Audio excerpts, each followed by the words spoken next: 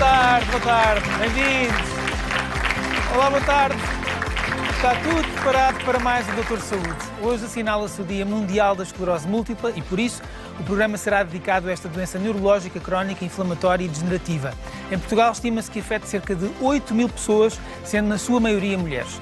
No entanto, o que queremos hoje é deixar-lhe uma mensagem de esperança. Com um diagnóstico rápido e a medicação adequada, os portadores de esclerose múltipla podem fazer uma vida praticamente normal. Mas quer saber do que vamos falar? Então o melhor mesmo é ver o que preparámos para si no Doutor Saúde de hoje.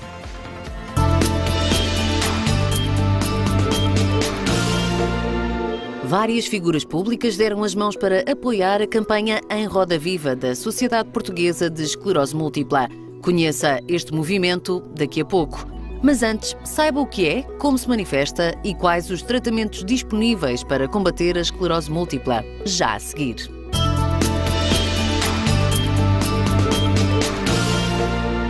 Para percebermos o impacto que a esclerose múltipla tem no dia-a-dia de quem sofre da doença, nada melhor do que ouvir um testemunho contado na primeira pessoa. Ouça com atenção o Eduardo Pinto.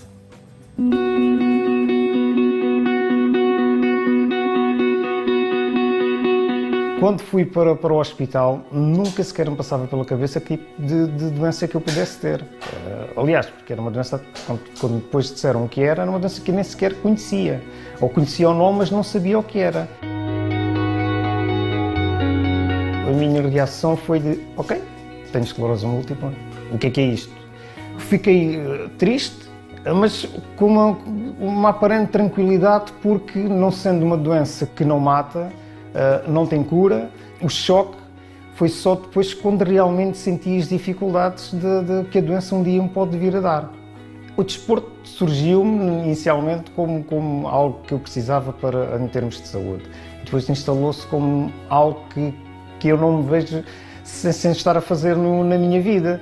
Por isso é que ainda hoje continuo a participar em todo tipo de provas, e inclusivamente provas com mais de 100 km, que é o que me dá mais prazer fazer, porque é um tempo onde, quando vou a correr, é o tempo que é para mim, dá para pensar na vida, dá para pensar em muita coisa e ajuda-me a saber que tenho controle parcial nesta doença que agora me afeta.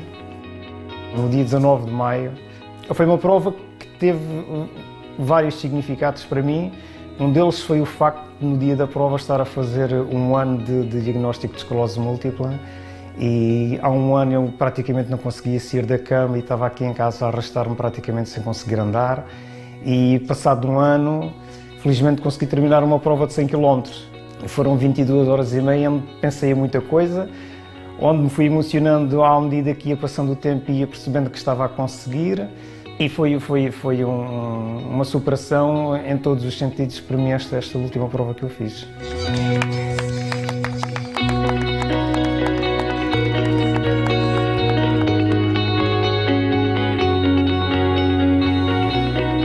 Eu peço um forte aplauso para o Eduardo Pinto, que já se encontra aqui connosco. Olá, Eduardo, bem-vindo. Obrigado pelo testemunho, foi muito importante. E temos também connosco a médica neurologista Sofia Nunes de Oliveira. Bem-vinda, Sofia. Eduardo, a sua história é de facto uma história incrível de superação, de facto é um testemunho notável. Como é que foi chegar a este diagnóstico? Foi muito difícil ter um diagnóstico? O diagnóstico não foi logo quando tive os primeiros sintomas, porque foi em 2015 o primeiro surto, mas foi uma coisa muito pouca, que só tinha dormência no braço direito, e quando me dirigi ao hospital, porque já estava a durar uma semana, como ele corria, os médicos pensaram que fosse alguma coisa com a coluna, fiz um raio-x, não acusou nada no raio-x e pensaram que tomaram um relaxante muscular. E o próprio Eduardo desvalorizou um bocadinho os sintomas, provavelmente. Sim, exatamente, até porque depois, quando em 2017 começo novamente a começar a ter um novo surto, a primeira coisa que eu fiz foi começar a tomar os relaxantes musculares, porque pensei que fosse a mesma coisa, que fosse outra vez de corrida, que fosse alguma coisa na coluna, algum tendão, algum músculo que estivesse ali mais preso. A verdade é que depois, no espaço de 2 semanas, deixei de ter praticamente força no lado esquerdo do corpo, arrastava o pé, as dormências no braço direito mantinham-se, comecei a ter a vista turva do lado esquerdo e tinha dificuldades em falar com as pessoas, em lembrar-me das palavras, ter conseguir fazer um diálogo coerente e conciso. E isso levou-me novamente ao hospital. E assim que lá cheguei ao hospital, eles perceberam logo que algo não estava bem e foi nesse contexto que foi feito o diagnóstico. Sofia, qual é então a forma de apresentação? É assim como o Eduardo descreveu, é uma forma muito insidiosa, muito gradual da apresentação dos sintomas? É muito variável, porque isto é uma doença em que uma das coisas que acontece no sistema nervoso central, uma doença do sistema nervoso central, é que há desmielinização, portanto há perda do revestimento dos nervos, mas consoante a zona do cérebro onde está a lesão, então assim os sintomas serão diferentes. Se isto afetar fibras da sensibilidade, a pessoa pode ter os tais formigueiros ou perda de sensibilidade. Se afetar motoras, se as lesões forem áreas motoras, pode-se perder a força muscular. Se tiver, como descreveu aqui muito bem, a alteração, por exemplo, no nervo, uma inflamação, uma nevritótica, pode ter visão turva ou alteração da visão. Também pode haver outros sintomas, como vertigens, portanto, consoante a localização, a zona do cérebro onde estão as lesões da esclerose múltipla. E isso faz com que haja uma grande diversidade de sintomas. De apresentação da doença. E alguns que são muito difíceis de interpretar, porque, por exemplo, formigueiros, parestesias, como descreveu o Eduardo, são sintomas muito comuns noutras doenças que não têm, muitas vezes, a mesma gravidade. Para além disso, há várias formas diferentes de esclerose múltipla. Há 4 formas principais para simplificar de esclerose múltipla. A mais comum, que é esta que o Eduardo descreve, que é a forma surto-remissão, em que a pessoa tem uma crise em que aparecem subitamente, ou mais ou menos subitamente, os sintomas, e que depois pode melhorar espontaneamente. E o E depois há outras formas mais raras que são progressivas e essas ainda são mais difíceis de diagnosticar porque se comportam como se fossem doenças degenerativas, com uma evolução progressiva dos sintomas sem haver surtos tão bem definidos. Outra dificuldade do diagnóstico é que isto é uma doença que não se pode diagnosticar com um raio-x convencional, com um ataque que muitas vezes também não se vê absolutamente nada. É, a regra geral, necessário recorrer a exames que são mais difíceis de obter nos normais serviços de urgência, nos centros de saúde, como por exemplo a ressonância. Tem critérios, é uma doença que tem critérios de diagnóstico, que são clínicos, e de imagem, e que requer a realização de ressonâncias do sistema nervoso central. E isso pode atrasar de alguma forma também o diagnóstico. Aqui o diagnóstico precoce é muito importante. É muito importante, porque embora não haja uma cura para esta doença, até porque há muitas questões em relação à causa e é difícil, mas isto é uma doença que afeta pessoas jovens, é uma das principais, são a principal causa de incapacidade neurológica nos jovens. E por isso tem sido uma área da neurologia em que tem havido imensa investigação e tem surgido imensos medicamentos. Também, claro. E quanto mais cedo se diagnosticar a doença e mais cedo se tratar, melhor se pode evitar a incapacidade, prevenir novos surtos e iniciar terapêuticas modificadoras da doença que evitem surtos futuros. Porque o doente pode não recuperar completamente do surto e ir acumulando incapacidade. Eduardo, como é que foi então receber este diagnóstico? Percebemos aqui na peça que o Eduardo nunca tinha ouvido falar ou desconhecia em que é que consistia a esclerose múltipla. De repente dizerem isto numa consulta ou numa sequência de um conjunto de procedimentos que lhe foram feitos, como é que foi? Lá está, o facto de eu não saber o que era a doença, eu levei aquilo com uma aparente tranquilidade, como eu tive a oportunidade de dizer. Eu ouvia um nome da doença e eu associava a uma doença dos ossos. Muita gente que acaba por associar a uma doença dos ossos. Só depois, quando estava internado no hospital, é que percebeu melhor. É que fui ao site da SPEM, que é o sítio onde devemos ir em primeiro lugar, porque é onde está a afirmação mais fidedigna. SPEM é a Sociedade Portuguesa de Esclerose Múltipla. Sim, exatamente, a Sociedade Portuguesa de Esclerose Múltipla. E foi lá que vi que era uma doença crónica, que era degenerativa do sistema nervoso central, que não tinha cura, que havia tratamentos que poderiam evitar um avanço mais rápido. Isso, de alguma forma, tranquilizou-me. Só mesmo quando cheguei a casa e ao fim de 6 dias de internamento e demorei 10 minutos para fazer uma coisa normal como sair da cama, aí é que eu caí em mim e percebi que de facto tinha uma doença que a longo prazo me poderá deixar incapacitado para fazer as coisas do dia-a-dia, as coisas que nós temos como garantidas. Aí é que foi o verdadeiro choque da doença. E a partir daí foi uma gestão de procurar informação, perceber como é que o corpo estava a reagir. E que modificações é que introduziu na sua vida? O Eduardo faz desporto e faz desporto com elevada intensidade, que não é um padrão nada habitual nestes doentes. Sim. O que é que o diagnóstico veio mudar? O que mudou mais em mim foi a minha perspectiva da vida. foi o facto de eu pensar que não posso deixar para fazer amanhã algumas coisas que eu quero fazer hoje. Temos esta tendência natural para, se podemos fazer amanhã, não vamos fazer agora por motivo qualquer. Vamos adiante. Vamos adiante sempre. E às vezes estamos a adiar e ao fim do ano, isto era para ter feito o ano passado e nunca o fiz. O tempo passou. E o tempo passa e isto deu uma perspectiva que, se eu estiver à espera para fazer as coisas daqui a 1 ano ou 2, eu não sei se as posso fazer. A minha doença aqui agora está controlada, daqui a 2 meses ou 2 semanas, ou pode não estar. Posso ter um surto que de alguma forma me deixe completamente incapacitado de fazer as coisas que eu gosto. Introduzi pesquisei e vi que era necessário fazer, se calhar, alguma alteração na alimentação. Foi o que fiz. Evito ao máximo açúcares, glúten, lactose, alimentos que sejam para eles próprios inflamatórios, porque, como tenho uma doença autoimune que ataca o sistema nervoso central e é anti-inflamatório, o meu cérebro ou o meu organismo vai se atacar ele próprio quando sente que estão ali coisas a mais que não deviam estar. E eu tento fazer isso, tentei também gerir o stress, porque o stress também é causador de poder fazer um surto.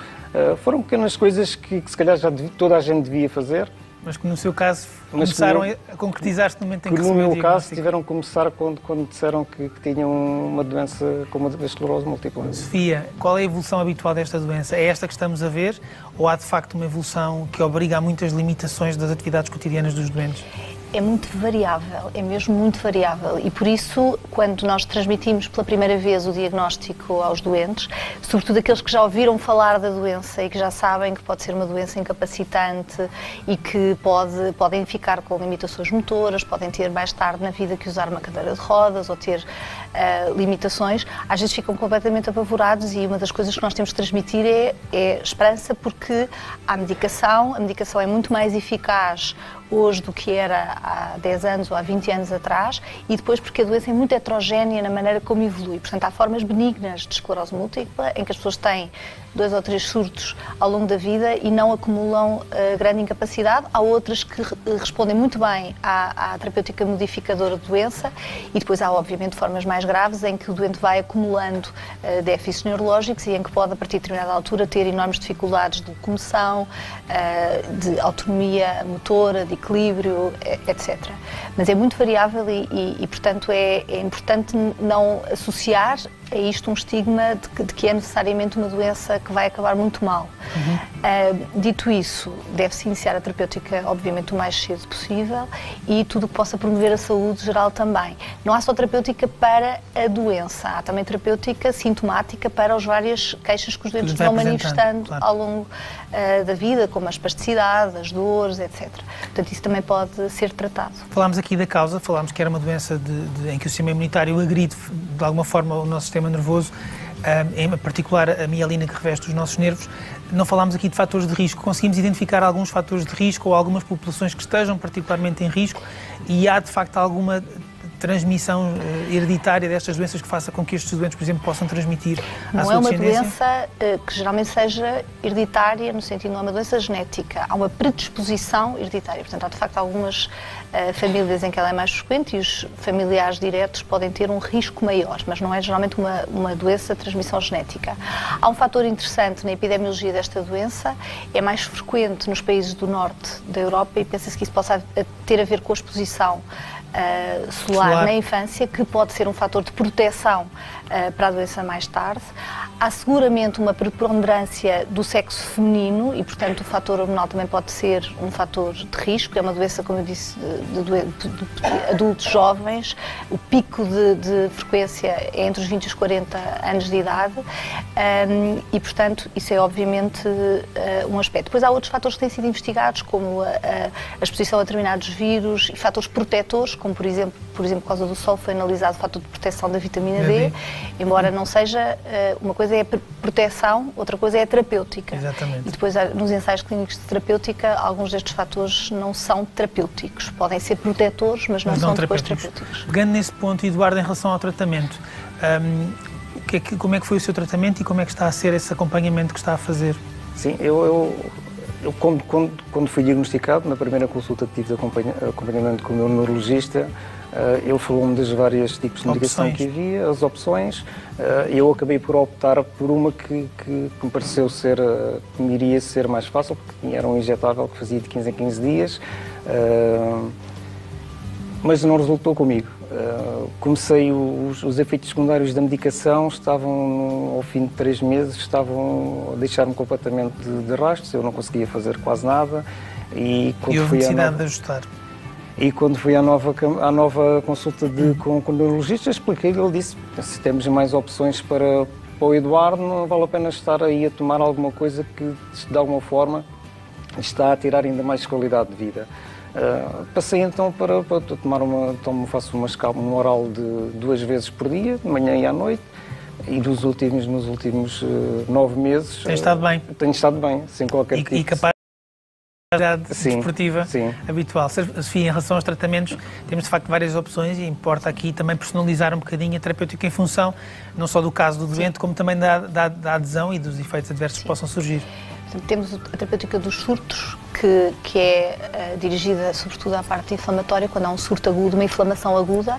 Há a terapêutica, como eu já mencionei, dos sintomas associados, e o principal é isto, é a terapêutica modificadora da doença, que tem várias opções, e dentro das várias opções há fármacos de primeira linha, fármacos de segunda linha.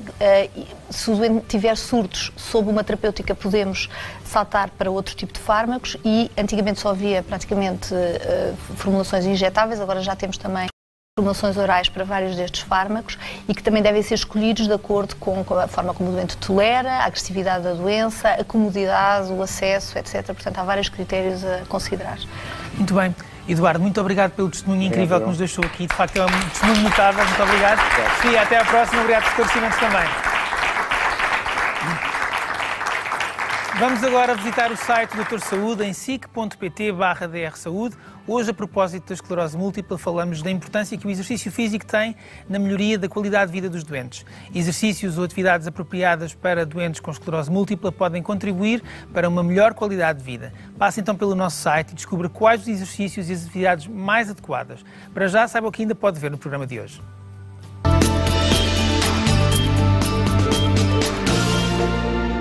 Já ouviu falar em medicamentos biológicos? Saiba mais sobre estes produtos inovadores de origem biotecnológica, muito eficazes no tratamento de doenças crónicas. Mas antes, conheça a campanha que juntou várias figuras públicas para apoiar a Sociedade Portuguesa de Esclerose Múltipla.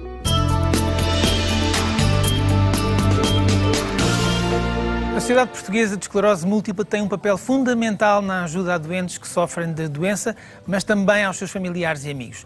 Este ano, a campanha Em Roda Viva, da SPEM, lança-lhe um desafio. Fique atento à mensagem que se segue.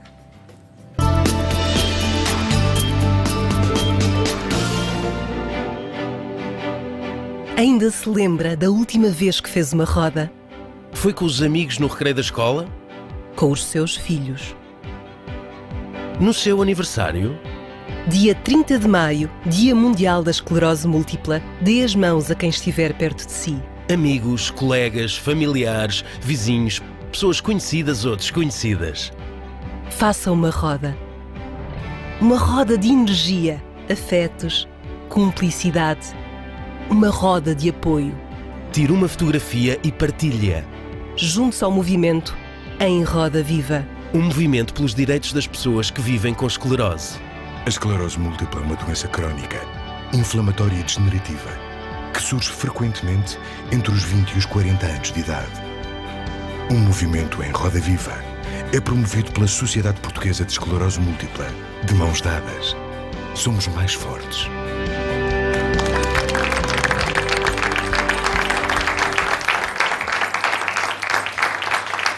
Nós também já tirámos a nossa e vamos publicá-la muito em breve.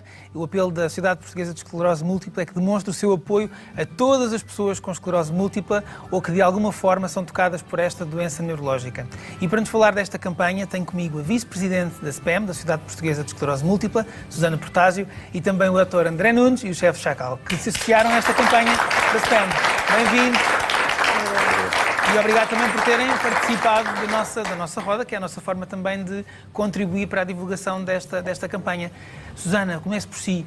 Em que é que consiste esta campanha, que é uma campanha internacional? O Dia Mundial é uma campanha internacional, é um dia que foi lançado pela Federação Internacional das Associações de Doentes com Esclerose Múltipla e que é um dia que serve efetivamente só para isto, para dar a conhecer à sociedade civil que a doença existe, as características da doença, porque as pessoas muitas vezes não sabem que há uma doença de jovens, não têm bem a noção dos sintomas, de como é que a doença progride, portanto é muito um dia para informar a população das características da doença, também resolver um bocadinho aquela reação que as pessoas quando desconhecem uma doença têm em relação à pessoa que tem esse problema, porque não há necessidade nenhuma de se ter uma reação estranha com pessoas que têm esclerose múltipla, isso não define as pessoas de maneira nenhuma. A doença não tem impacto nenhum na nossa relação com uma pessoa que tenha esclerose múltipla. É contagiosa, não há nada desse tipo de problemas, desses mitos associados. Portanto, é fundamental que a sociedade perceba a doença e que viva de uma forma correta com as pessoas que têm a doença. E também é um dia em que nós celebramos, há 2,5 milhões de pessoas com esclerose múltipla no mundo, mas há muitos mais milhões de pessoas que vivem no mundo a apoiar esse problema, essa problemática da esclerose múltipla, a tentar resolvê-la, a tentar que as pessoas tenham qualidade de vida, que tenham direitos, que tenham tudo aquilo que podem ter. E o número em Portugal é impressionante, 8.000 pessoas. 8.000 pessoas, se pensar que em cada família em que há um caso com esclerose múltipla, há pelo menos 2 ou 3 pessoas que são imediatamente afetadas pela doença, em termos de cuidadores, alterações de horários de trabalho, etc. Há tudo uma adaptação a fazer e eu penso que essas pessoas também neste dia têm que ser celebradas, porque são um bocadinho transparentes, não é? Eu penso que desde o médico ao vizinho que está atento, ao colega de trabalho que facilita determinadas coisas para que sejam mais conscientes da doença. Sejam mais conscientes. Todas essas pessoas que de uma maneira muito pequenina colaboram para que a qualidade de vida destas pessoas seja boa, também devem ser celebrados neste dia. Claro que sim. André, já conhecia esta doença? Foi algo que tomou consciência também a propósito da campanha? Não, por acaso eu fazia até confusão um bocadinho com a ELA, não é? Com a esclerose lateral amiotrófica. A prima. A prima, que tem semelhanças, mas percebi depois que, ou seja, ao ser convidado um bocadinho para este evento da Roda Viva, pensei, não conheço esta doença, que é uma vergonha, não é? Portanto, eu acho que acho que é denominador comum à maioria da população, porque eu acho que muita gente não sabe. O nome até está presente, mas reconhecer os sintomas ou perceber de que é que estamos a falar... E penso que ela é um bocadinho mais... agressiva e mais célebre, por isso talvez. Exatamente. Mas esta sendo uma doença um bocadinho mais silenciosa, é bom alertar para ela, não é? Especialmente o fator de atingir entre os 20 e 40 anos é uma...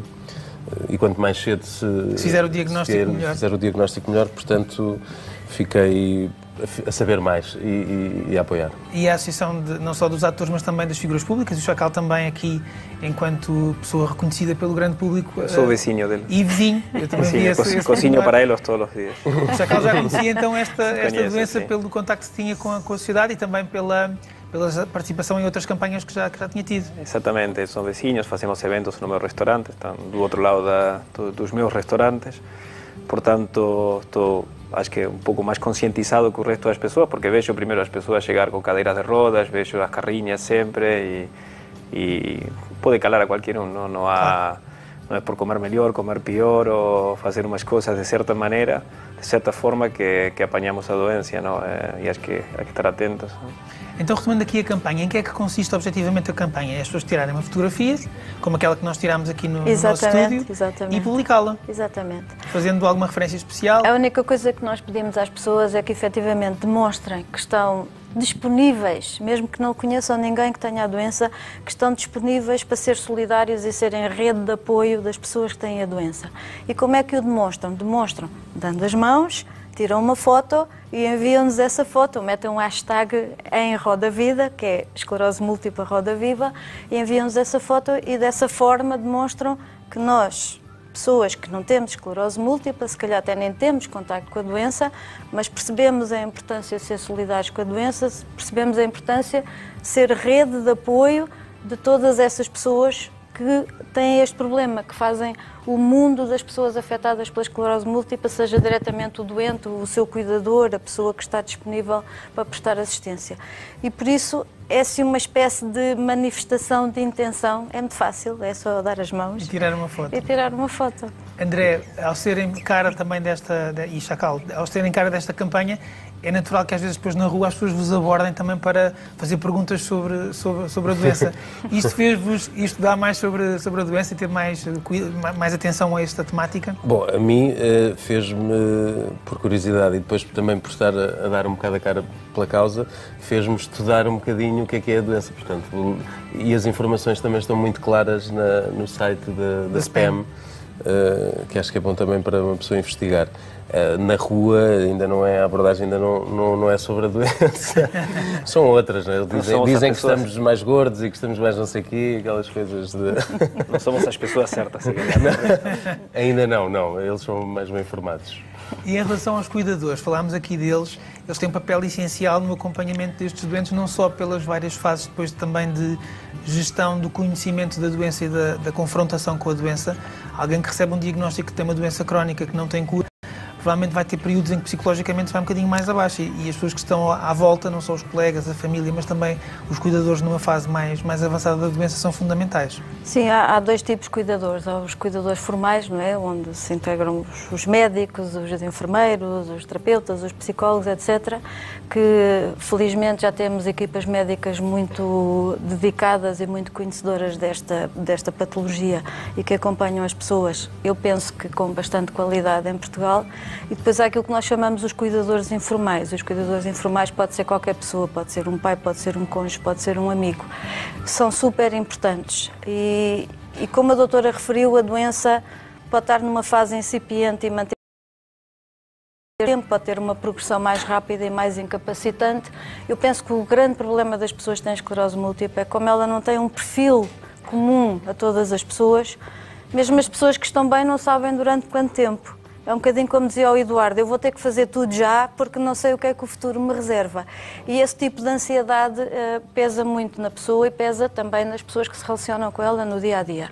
Mas o cuidador pode ser apenas o cônjuge que está ao lado e que vive com este nível de ansiedade, mesmo que a doença não se esteja a manifestar de forma nenhuma, até pessoas que de facto já estão numa fase muito avançada da doença e têm que ter um cuidador quase a tempo inteiro, se chegarmos a esse ponto.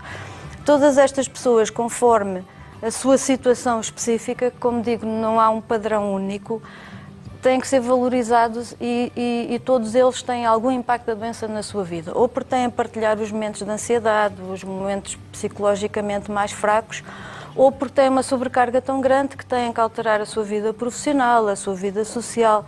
Quando alteram a sua vida profissional, em termos de impacto económico no agregado familiar, isso também é importante. Portanto, há muitas componentes do cuidador, da vida do cuidador, que muitas vezes são menosprezadas, até um bocado em comparação com o problema da pessoa que tem a patologia, mas que de facto nós, pelo menos hoje, neste dia, temos que valorizar e chamar a atenção para isso. Chacal, há uma frase que costuma dizer que é preciso uma aldeia para educar uma criança. Eu acho que nesta educação também da população para a saúde, todos temos um papel de facto importante. O que é que de facto sentem enquanto figuras públicas e também naquilo que é o trabalho feito junto destas causas, que pode ser o contributo para melhorarmos a saúde da população em geral? Acho que é fundamental, somos pessoas que, entre aspas, somos ouvidas por o que façamos, relatores, cozinheiros, etc. Acho que temos uma parte muito importante em tentar... Acho que a vida nos dá muito e é muito importante devolver, não, as coisas, não é ficar só de um lado. E eu sou pai de 4 filhos, portanto tenho uma consciência muito alargada sobre o que é importante na vida, não? E eu acho que, por exemplo, as doenças, sempre digo às pessoas, a única cosa que eu não quero estar é doente, nem ter um familiar doente. O resto é tudo indiferente. Dinheiro, não dinheiro, fama, não fama, é tudo muito banal, muito leve. Agora, as doenças é algo sério. A minha mãe, por exemplo, tem Alzheimer, a doença que tenho mais de perto, não? Que é uma doença ótima porque ela não se entera de nada.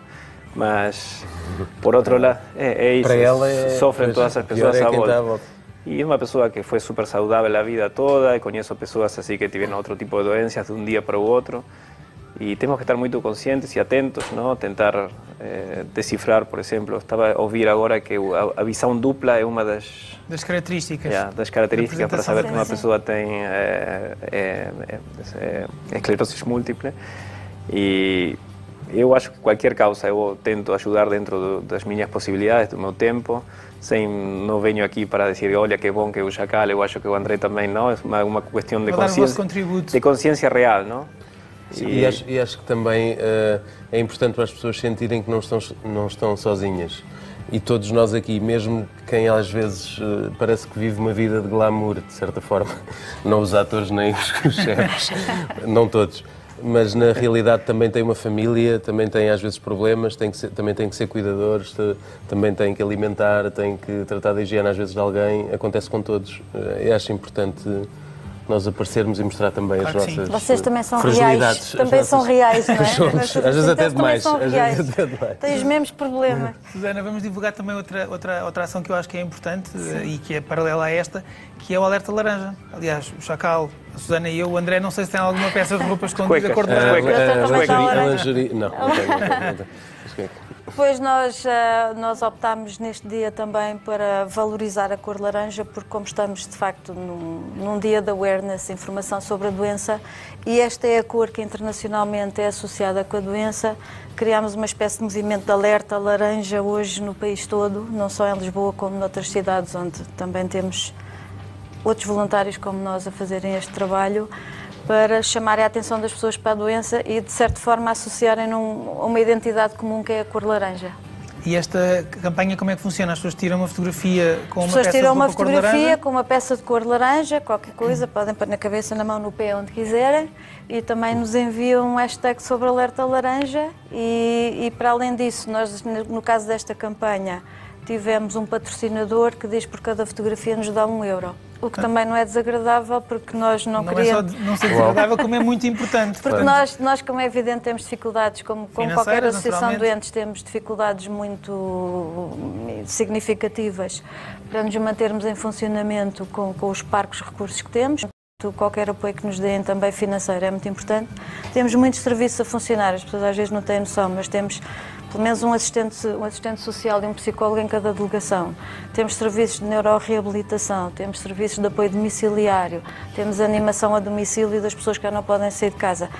Isto é tudo feito por técnicos que custam dinheiro, claro, não é? Nós somos voluntários. Campanhas como esta que podem financiar exatamente, este tipo de também são importantes. Portanto, se puderem, vistam-se de cor de laranja hoje, porque para além que estão a manifestar o vosso apoio à causa, também alguém vai financiar a nossa causa. €1 por cada fotografia com o hashtag Alerta Laranja. Alerta Laranja. Uma mensagem final de esperança para as pessoas que têm esta doença ou que têm alguém... Uma mensagem de esperança é assim, esta associação começou há mais de 30 anos, eu estou ligada à associação desde o início. Quando começou, a doença não era conhecida em Portugal, não havia médicos dedicados à doença e não havia absolutamente nenhum fármaco disponível em nenhum sítio do mundo para tratar a doença. Havia choques de cortisona. Nestes 30 e tal anos, apesar de que os desenvolvimentos são lentos, porque desenvolveram um fármaco com os testes, etc., é sempre um processo muito longo, mas aconteceram. Hoje em dia a qualidade de vida das pessoas, a contenção da doença é significativamente diferente. Tem sido um processo exponencial e, portanto, temos de ter fé no futuro. E vamos, de facto, com estas campanhas notáveis, também aumentar a consciência e também sensibilizar para que, mesmo tendo o diagnóstico, é possível viver com qualidade, procurando naturalmente a ajuda especializada e o apoio das associações e da Sociedade Portuguesa de Esclerose Múltipla, nomeadamente, para ter o aconselhamento adequado. Muito obrigado aos três, ao Chacal, ao André e à Susana, pela vossa participação.